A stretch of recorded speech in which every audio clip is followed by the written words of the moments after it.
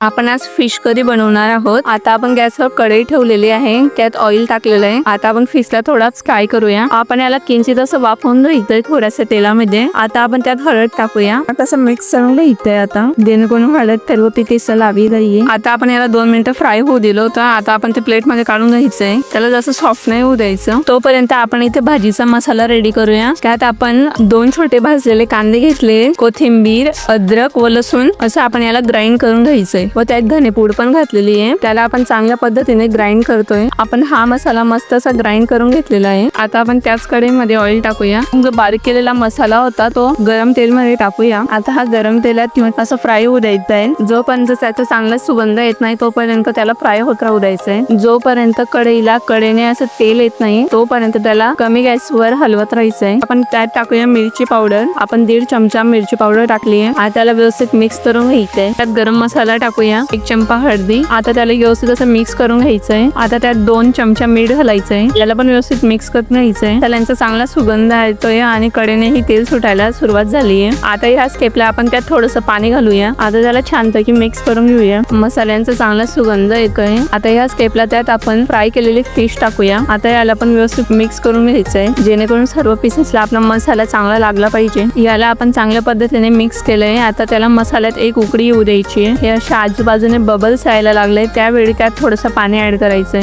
आता आपण या भाजीत एक उकड घ्यायचा आहे। हिला 10 ते 15 मिनिटं आता चांगली बॉईल होऊ द्यायची, जेणेकरून आपले पीस चांगले शिजतील। आता आपण याचा 10-1 मिनिटं उकड घेतलेला आहे। आता आपण त्यात वरतून मस्त फ्रेश असा कोथिंबीर घालूया। अजून याला 5 मिनिटं एक उकडी येईपर्यंत कमी गॅसवर राहू द्यायचंय। आता गॅस बंद करूया। तर तयार आहे आपली फिश करी। तर तुम्हाला कशी वाटली नक्की सांगा।